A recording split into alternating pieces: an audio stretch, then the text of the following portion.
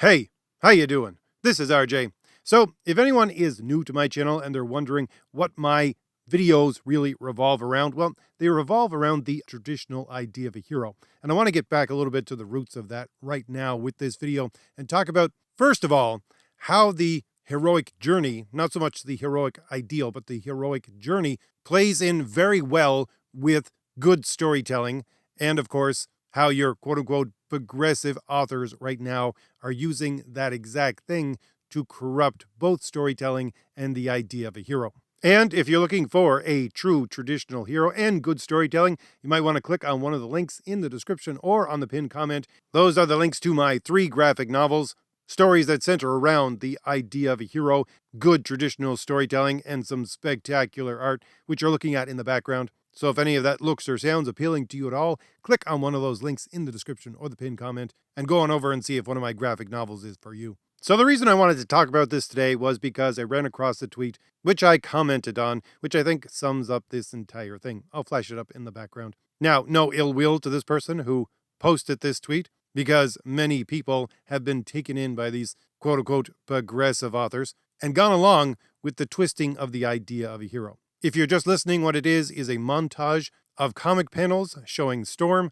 all from between the late 80s to the early 90s, and it says, might be a hot take, but I say Storm is the greatest heroine in comic history. I know Wonder Woman is considered that, mostly for being around so long, but Storm has been better written and evolved, while Wonder Woman's development has been inconsistent powers and convoluted storyline. And I commented on that and said, if you take out from that first line is and replace it with was, then you got yourself a deal. Because I don't see the current Storm as being a heroine in any way. And I think this shows really the sophistry of current storytellers, because that's what they used to do and they're trying to do right now, full bore, is to take a hero and bend them into something else. But it ignores the idea of how and why they became a hero and what heroism is to begin with. And they do this through storytelling. And the thing is that this is not a trick which is exclusively handled by your quote unquote progressive storytellers. No,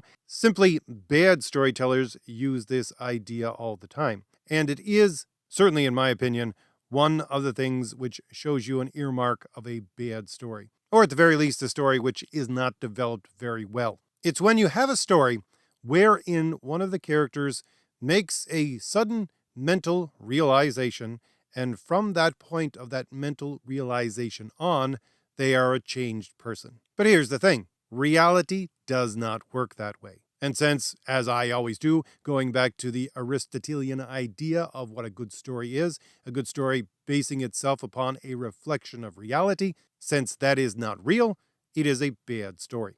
So let's delve into, for just a second, why things simply don't work that way. Well, because it's confusing the idea of knowledge with virtue. That is to say, virtue in itself. Knowledge is part of an intellectual virtue, but an intellectual virtue is not a pure virtue. That is to say, it can be corrupted to serve what is untrue. And that's why in the heroic ideal, again, going back to Aristotle, we're going back 2,400 years minimum, because he's basing his ideas on stories about 800 years older than him. This idea, which continues right on into the Middle Ages and is the origin of the idea of hero that we use today, at the very least the pure idea of hero that we use today, is that a hero is a paragon of virtue, but before you can even get there to the virtues, first you must have right reason, that is to say, your reason in accord with reality. And that is that mental realization that I just spoke about. But the thing is that mental realization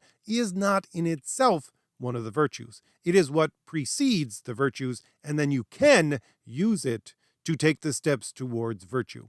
Those virtues being prudence, justice, fortitude, and temperance. You develop those successively, and when you get to temperance, temperance reorders everything, going right back to the first, and you become, if you continue straight on this journey, a better and better hero, a better and better person. And yes, it does incorporate that mental realization, but that mental realization itself will not change you. It is the virtues that will change you. And how do you develop virtues? You develop virtues by habits. And this is where really I would think the corruption of your both bad storytelling and your quote unquote progressive ideologues who are corrupting storytelling for a different end comes in. Why? Because habits are tied up with identity. Identity, as an ancient idea, if we go back to the Greeks and the Romans, is translated loosely as an idea, repeated beingness. That is to say, if you be something repeatedly, that is your identity. Or to put it another way, your habits shape your identity or who you are. And one very important thing to note with that entire idea is repeated beingness. You being something. Being is a concept which is tied up with the idea of truth. Only what is true really is. Only what is true be. If you're following something which is a lie, you are turning your back on beingness, you're turning your back on what be, you're turning your back on what is. So how does this play out in storytelling? Well, as I said, the bad story simply gets to the point of this character makes a mental realization. Since they've had that mental realization, now their entire mental state has changed and they will continue to act according to that realization no matter what, and therefore they become, in a lot of these stories, heroic. It doesn't work that way. Once you make that mental realization, once you conform your reason to what is, to beingness, to realizing what is true, then you take the first steps into virtue by acting, by doing things over and over again, by the habit of being prudent, just, courageous, and temperate. And that is a continuous process that you must be over and over again. And here's where I would say modern storytelling comes into it, because I think this works very well for comics, but it certainly works well for, in a more limited fashion, shows as well. Because the thing is, with shows, you have a definite ending usually because, well, actors get old. But within comics, you can have this story with these characters forever if you want. And the point is that those stories, which are developed on basically an episode basis, allows your storyteller to follow that movement of virtue,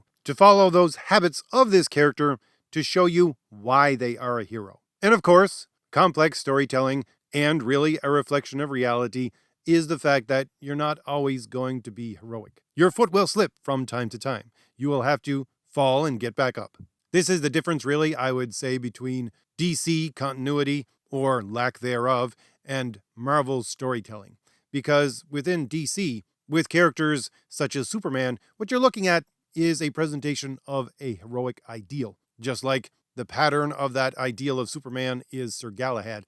That is a presentation of a heroic ideal, wherein, when you have the Marvel stories, it's a presentation of the journey of a hero. His ups and downs, when he is heroic, when his foot slips, how he habituates himself to being a hero. Now, one thing to note here, since I'm talking about the Aristotelian idea of what a hero is, yes, I do realize that Aristotle himself says that the worst form of storytelling is the episodic form of storytelling, but what he means by that is a little different than what you might think.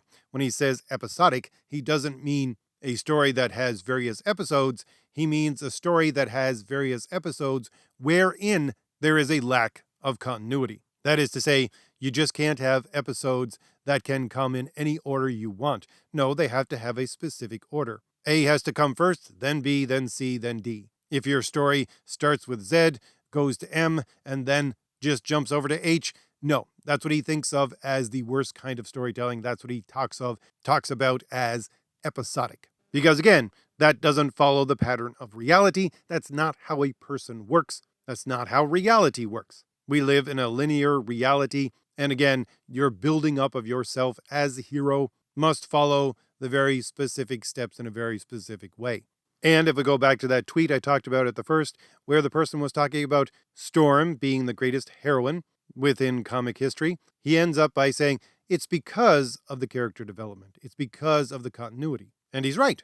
If you want to follow the development of a true hero, it is exactly that, a development. Now, again, I argue that that character is no longer a hero within the stories today, and that's where the author of that tweet and I differ, because I understand, whereas I don't think he does, that although we live in a linear world and things progress in that way, it is not a linear progression for a hero. That is to say, it is not necessary that you continue to be a hero once you have become a hero. Because again, it's repeated beingness. If you don't repeat those virtuous habits continually in your being, in your life, make that your identity, then you are no longer a hero. And the current stories with Storm in them show Storm as not being a hero. And this is where your quote unquote progressive storytelling comes in.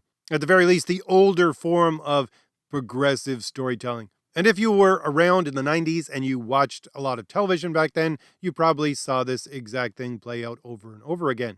Because you had these continuous narratives, a story about a hero, and once that heroic story had been told for a number of years and it had captured its audience, then the writers decided to put their quote unquote progressive spin on the later seasons of that character because they thought that since your audience is used to viewing this character as a hero and then you show this hero as being quote unquote progressive, they will see progressivism itself as part of being a hero. And this trick did work on a number of people, I know. But for me, I knew that when they started to preach, when they started to put this progressive ideology into the storytelling in the later seasons, that was my cue to exit. And that's usually why a lot of these shows died, because they lost their fandom, because the later seasons were bad, because of the entrance of this ideology into the storytelling. Because they're no longer a hero because of these traits. They're no longer repeating that habit of virtue. You're entering in something else to try to, as it were, reverse engineer the idea of a hero. And that brings us right into the kind of storytelling we have today. We no longer have that, as you might call it, light hand of the 90s, where they gradually introduced these ideas to try to fool you into thinking they were part of being a hero. Now we have the heroic journey in the opposite. Whereas the traditional idea of a hero is first to have right reason, first to make that mental realization that you have to move yourself towards the truth, to be shaped by the truth, and then have that mental realization support your movement towards virtue, and that is how you become heroic. Right now, you have the exact opposite. You have these stories where really, because of the brand, and since I've been going over Bob Iger in some of my videos in the last couple of months, that's exactly what he's trying to do. He's trying to play upon brand recognition to say the reason why you're going to choose this story is simply because you recognize the brand. So to take the brand of, let's say, Marvel, wherein it has traditionally been a medium of heroes, to introduce new characters and say, this is a hero, we have declared it so, and then from that, to show you what this character does, and the actions of that character is to point the audience towards the idea at the heart of why this character does what they do, in order to not point back to a realization about the truth, but establish an idea as true within the minds of the reader. This is really what they're doing with these kinds of stories. As I have said in previous videos, why do these people, these quote unquote progressive people, why do they cling to something like Marvel so much? Well, Marvel specifically because, as I have heard stated, it's because Marvel is, and I haven't actually checked on this fact, but this is their assertion, Marvel is the longest continuous narrative in human history. And that is necessary. Why? Because progressivism is based upon what? It's based upon a narrative, not upon truth. Quite the opposite. They leverage a narrative in order to try and establish something as if it were true. Because really, they don't believe in truth to begin with. It's only social pressures. So they're using the social pressure of the narrative in order to establish this idea that what they say is actually true. And again, goes back to that quote from the Vice President of Content and Character Development that I quote over and over again in my videos, saying back in, I think it was 2012, that Marvel superheroes should be used in a psychological way in order to push positive ideas. And by positive, she meant quote unquote progressive. Why? Because they are the new American mythology. So to put it in my words, to use an accepted and established narrative in order to change the minds of the people who are the readers, not in a rational way, but in a slowly bending psychological way to show them that progressivism is supposedly true. That is to say, to push the ideas of progressivism. And since that movement is the exact opposite of the movement of actually establishing a character as a hero, then no, characters like Storm are no longer heroes. You must use that term of hero for that character in a past tense, because the progression of being a hero is not guaranteed, is not always in one direction. It is dependent upon repeated beingness. It is dependent upon the idea of the identity of that character doing the heroic thing over and over again, and if falling down, getting back up and doing it even harder. And once again, the progressive opposite of that is, since this character has the identity first off of being a hero, then we will take you through the journey of these actions that they do, which, by the way, have no continuity and are specifically designed that way in order to show you, again, teach you in a sophistic way, in an underhanded way, hence the lack of continuity, to show you that that identity of a so-called hero leads them and you to being progressive and accepting the mental idea that progressivism is true. But if you're listening to my channel, you know exactly why and how this entire thing falls down. It's because you and I and so many other people have recognized, even if it's in the back of your mind and you can't quite put your finger on it, we've recognized that these stories are bad. Why are they a bad story? Why? Because they lack things like continuity. Because that's not how reality works. That's not how your reflection of a reality, which is a story, actually works, is actually declared good. Because we know there are rules to reality. We live in reality and we can see those rules all around us and in our lives. And many of you, just like me, and many more people out there have come to the simple realization that these new quote unquote progressive stories are not the journey of a hero, but the journey of a villain. So, if I've given you anything new to think about, hit like, hit the shield in the lower right-hand corner of your screen to subscribe, and leave me a comment. Tell me what you think about all this. And don't forget, there are 2 links in the description and the pinned comment for my 3 graphic novels. They are stories that are based upon the heroic ideal and the traditional way of constructing a story, with spectacular art to accompany all of that. So if that looks or sounds appealing to you at all, click on one of those links in the description and go on over and order yourself a copy of one of my graphic novels today. All right, I'll leave it there. I'll see you later. Bye.